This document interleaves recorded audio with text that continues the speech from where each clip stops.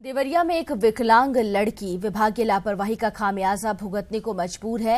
हाथ और पैरों से विकलांग इस बेटी पर अभी तक विभाग ने दिव्यांगता का प्रमाण पत्र इसे मुहैया नहीं करा पाया है। एक रिपोर्ट देखिए। बिना हाथ और बिना पैरों वाली बेटी, दिव्यांग बेटी की दर्द भरी दास्तां, विभागीय लापरवाही का झेल रही है दंश। विभाग नहीं दे रहा दिव्यांग प्रमाण पत्र। जन्मजात हाथ और पैर से विकलांग देवरिया की इस बेटी को ध्यान से देखिए। जिले के लार ब्लॉक के बभनौली गांव की रहने वाली इस बेटी का नाम पार्वती पांडे है। गरीब परिवार में जन्मी पार्वती में पढ़ने की ललक है। वो अधूरे हाथों से लिखती है, खाना खाती है और दिव्यांगता प्रमाण पत्र के लिए लगातार ब्लॉक के चक्कर काटती है, लेकिन अभी तक उसे प्रमाण पत्र नहीं मिला है। हम पढ़ना चाहते हैं, हमारे पापा के पास उतना पैसा नहीं है, इसलिए हमारे को नहीं पढ़ाते हैं। आपको कोई सरकारी सुविधा मिली है? नहीं मिली है। हमारे लड़की विकलांग है। हम सरकार तरफ से सुविधा चाहते हैं। हम बहुत गरीब हैं, हम पढ़ा नहीं पाते हैं, इनको आगे भी नहीं बढ़ा पाते हैं। वहीं गांव के प्रधान का कहना है कि पार्वती को सरकारी सुविधाएं मिलनी चाहिए, लेकिन अभी तक नहीं मिल पाई हैं। विकलांग प्रमाण पत्र भी अभी नहीं बना है उसका। सरकार की तरफ से जो भी मदद होनी चाहिए उसे मिलना चाहिए, उसके वो पात्र हैं। पार्वती की जिंदगी बिना पैरों के किसी तरह घिसट रही है। दिव्यांगों के लिए बने विभाग दिव्यांगजन यदि चाहे तो पार्वती पढ़ाई कर अपने पैरों पर खड़ा होने की कोशिश कर सकती है, लेकिन विभागीय लापरवाही की वजह से अभी तक पार्वती को दिव्यांगता का प्रमाण पत्र नहीं मिला है। सरकार ने बहुत सी योजनाएं चलाई हैं, लेकिन पार्वती के घर पर कोई भी दिव्यांग जन योजना नहीं पहुंच पा रही है। ऐसे में साफ तौर से कहा जा सकता है कि चिराग तले अंधेरा। देवरिया से न्यूज 18 के लिए उमाशंकर भट्ट। भदोई में रंग बिरंगी मखमली कालीनों के बुनकर अब पलायन को मजबूर है। आखिर वजह क्या है, जानिए हमारे इस रिपोर्ट में। रंग बिरंगी मखमली कालीनों को हर कोई अपने घर दफ्तर की फर्श पर बिछाना चाहता है। इन्हें दिखाकर हर कोई इतराना चाहता है, लेकिन जिन बुनकरों ने अपनी अनूठी कारीगरी के बल पर इस उद्योग को वैश्विक स्तर पर पहचान दिलाई, वो आज बदहाली का जीवन जी रहे हैं। बुनकर पलायन को मजबूर हैं और पुश्तैनी काम को छोड़कर महानगरों का रुख कर रहे हैं। नए जनरेशन के लड़के भी उसमें सीखते थे, लोग आते थे। एक ऐसा इनकम हो जाता कि घर परिवार अच्छा चल जाता, घर मकान बनवा लेते, लेकिन इसकी आज के दौर में बहुत ही खराब बदनी हो चुकी है। अभी कालीन बुनते ये तेज हाथ अब धीरे धीरे कम होते जा रहे हैं। बुनकरों की माने तो सरकारी योजनाओं का बुनकरों तक ना पहुंचना और बहुत ही कम मेहनताना मिलना इस पेशे से किनारा करने की बड़ी वजह है। महंगाई ने इन मजदूरों की कमर तोड़ दी है। अब इस काम से भरण पोषण करना भी मुश्किल है। साथ में हैं तो कभी लेबराना करने लगते हैं, तो कभी इसमें नहीं पड़ता है तो दूसरा काम करने लगते हैं, लेकिन सबसे गुजारा इसी में है। लेकिन इससे भी सहारा जब छूट जाता है तो बेसहारा हो जाते हैं। का नाम होता है, भदोई की कालीन की डिमांड होती है। आज वो बुनकर, वो किसान जो है आज मंदी के दौर से गुजर रहा है और उसके परिवार को जो है जीविकोपार्जन अर्जित करने में दिक्कत हो रही है।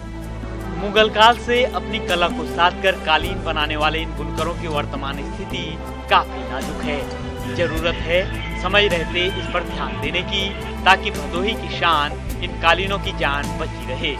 भदोही से न्यूज 18 के लिए दिनेश पटेल की रिपोर्ट। और चलिए अब आपको दिखाते हैं एक ऐसा अस्पताल जिसे देखकर आप सोच में पड़ जाएंगे, ये वाकई कोई अस्पताल है या फिर खंडहर।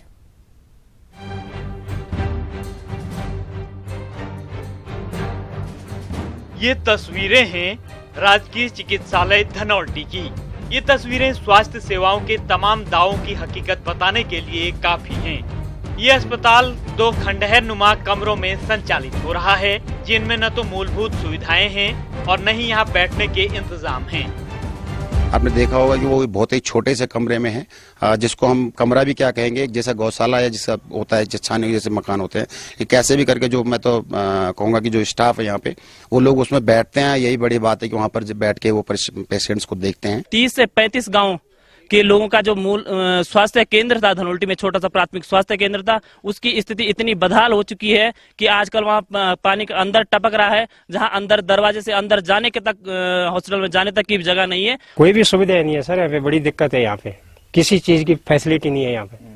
अब देखो कोई मरीज आ गए तो कहीं उसके लिए लेटाने के लिए नहीं है, कुछ बैठने के लिए नहीं है, कुछ भी नहीं है यहाँ। धनौल्टी में नए अस्पताल के भवन का निर्माण पिछले 2 साल से बजट के अभाव में अधूरा है। अगर इंसान बीमार है या कुछ भी है तो ऐसी कोई सुविधा नहीं है। लाइट नहीं है यहाँ पे, तो अंधेरा ही रहता है। बाहर बारिश होती है, बादल होते हैं, तो अंदर कुछ नहीं दिखता है, तो टॉर्च से देख के तो इंजेक्शन लगाने में या कुछ भी तो काफी दिक्कत होती है इंसान को। राजकीय अस्पताल धनौल्टी का ये हाल तब है जब राज्य सरकार उत्तराखंड में स्वास्थ्य सेवाओं को बेहतर बनाने के लिए तमाम कोशिशें कर रही है, लेकिन ये कोशिशें धरातल पर पूरी दिखाई नहीं दे रही। ऐसे में जिम्मेदार अधिकारी कब इसका संज्ञान लेते हैं, ये देखने वाली बात होगी। न्यूज़ 18 के लिए धनौल्टी से सुनील सिलवाल की रिपोर्ट। गाजियाबाद के लोनी इलाके के एक मोबाइल शॉप में अजीबोगरीब ग्राहक पहुंच गया। मोबाइल फोन पहुंचने के ग्राहक अपने साथ इसे खरीदने के लिए 7,000 रुपए लेकर पहुंचा और मोबाइल खरीदने के बाद उसने 2-2 रुपए के 3500 सिक्के दुकान के कर्मचारी को दिए, जिसके बाद दुकानदार के कर्मचारी ने पहले तो इस पैसे को लेने से इनकार कर दिया, जिसके बाद ग्राहक ने जमकर हंगामा किया और इसके बाद दुकान के मालिक जब फुटकर पैसे लेने के लिए हामी भरी, तब जाकर हंगामा शांत हुआ।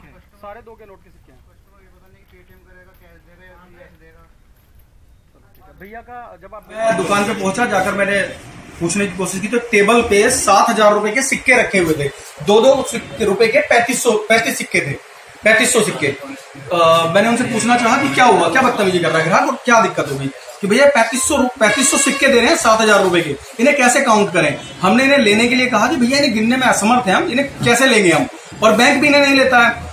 तो उस बंदे ने कहा कि अभी 13,000 रुपए के सिक्के और ला रहा हूं, अभी तुम्हें एक मोबाइल और देना पड़ेगा और 5 लाख रुपए के सिक्के हैं मेरे पास, वरना पुलिस के थ्रू लोगे, तुम लोगे और बचे पड़े रहोगे। उसके ये अल्फाज थे मेरे, जो मुझे मेरे स्टाफ ने बताया। रेडियो सिटी सिंगिंग स्टार की खोज में जुटा है, जिसके चलते आगरा में अलग अलग स्थानों पर कार्यक्रम आयोजित कर ऑडिशन किए गए हैं। B D Jain inter college Baluganj में सैकड़ों छात्राओं ने ऑडिशन देकर अपनी प्रतिभा का परिचय कराया। साथ ही शहर के आगरा कॉलेज के सामने और संजय प्लेस में सूर सदन के पास भी सुरों के टैलेंट की तलाश में ऑडिशन हुए। हर जगह यहां भी बड़ी संख्या में युवाओं ने अपनी गायकी का ऑडिशन दिया।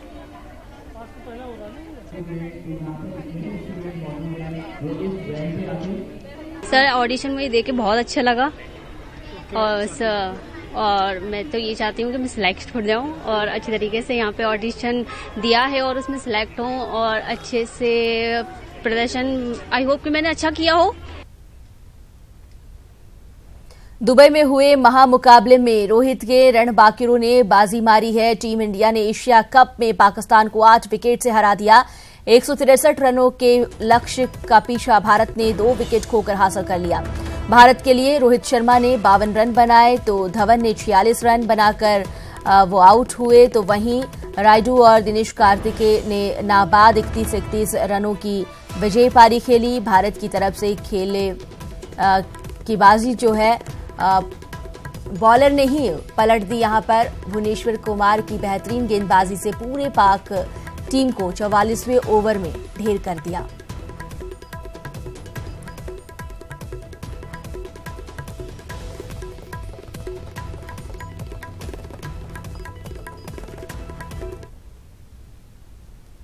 एशिया कप में पाकिस्तान के खिलाफ टीम इंडिया की शानदार जीत के बाद कानपुर में फैंस ने जमकर जश्न मनाया। टीम इंडिया की जीत के बाद सड़कों पर निकले क्रिकेट फैंस ने टीम इंडिया की जीत को जमकर सेलिब्रेट किया और हाथ में तिरंगा लेकर आतिशबाजी भी की और भारत माता की जय के जयकारे भी लगाए।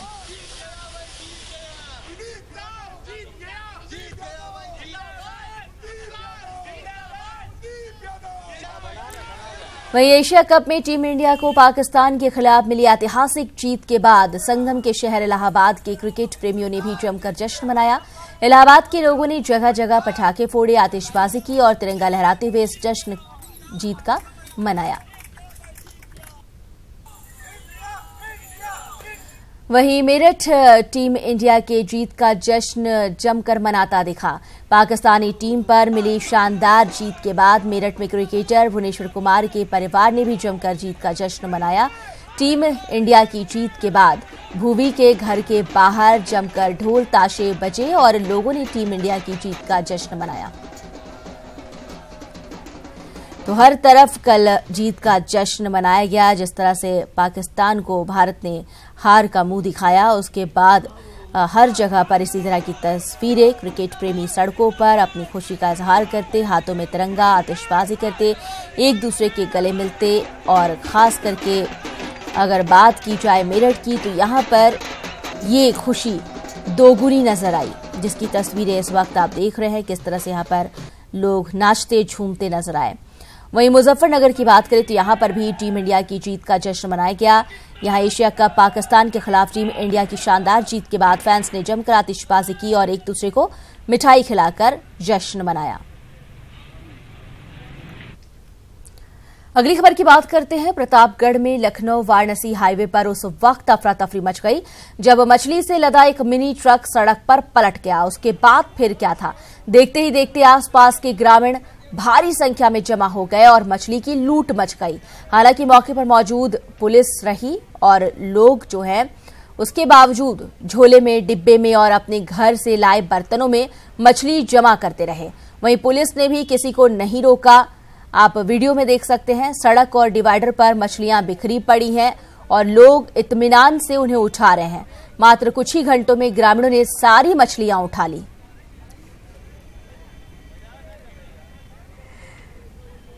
तो ये तस्वीरें आपको दिखा रहे हैं किस तरह से अफरा तफरी थोड़ी देर के लिए और उसके बाद ग्रामीण इस मौके का फायदा उठाते नजर आए। मछली से लदा एक मिनी ट्रक सड़क पर पलट गया और उसके बाद आसपास के जितने भी लोग थे मौके पर पहुंचते हैं। पुलिस भी मौजूद रहती है, लेकिन पुलिस इन लोगों को रोकती नहीं है और जो ग्रामीण है उनके पास जो भी चीज उस वक्त मौजूद थी, चाहे वो झोला हो, डब्बा हो या अन्य चीजें, उनमें ये मछलियां उठाते नजर आए और उसका ये वीडियो वायरल हुआ है। सड़क और डिवाइडर पर मछलियां किस तरह से बिखरी पड़ी हैं, तस्वीरें देखिए। और ग्रामीणों की कह सकते हैं कि उनकी मछली पार्टी हो गई पूरे गांव की। जिस तरह से वो यहां से मछलियां बटोर कर ले गए, इत्मीनान से उठाया उन्होंने, कोई रोक टोक नहीं, कुछ भी नहीं। कुछ ही घंटे का वक्त लगा और ग्रामीणों ने इन सारी मछलियों को यहां से साफ कर दिया। कोई अपने डिब्बे में भरता नजर आया, कोई बाल्टी लेकर पहुंच गया, जिसके पास जो बर्तन उस वक्त मौजूद था हर कोई उसमें मछलियां बटोरता दिखा।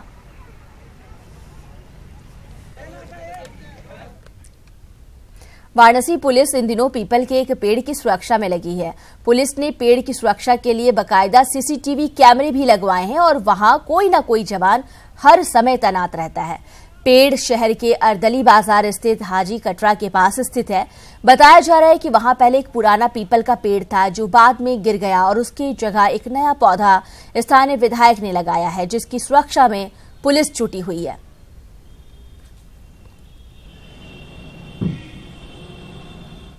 टावर में ये पीपल का वृक्ष है, लगा हुआ है। दो संप्रदायों का मामला है, शांति व्यवस्था के लिए हम लगाए गए हैं यहीं पर। एक बार पेड़ लगा, लोगों ने उखाड़ दिया विरोध स्वरूप, लेकिन उसके बाद कोई वार्ता नहीं हो पाई और फिर जो है विधायक जी द्वारा पेड़ रोपा गया और प्रशासन के द्वारा उखाड़ दिया गया। फिर उसकी कागजी कार्रवाई वगैरह करके मुख्यमंत्री जी के द्वारा फिर पेड़ लगाया गया है। इसको जो है सुरक्षा की दृष्टि से यहाँ पे 24 घंटा पुलिस वालों की ड्यूटी लगी।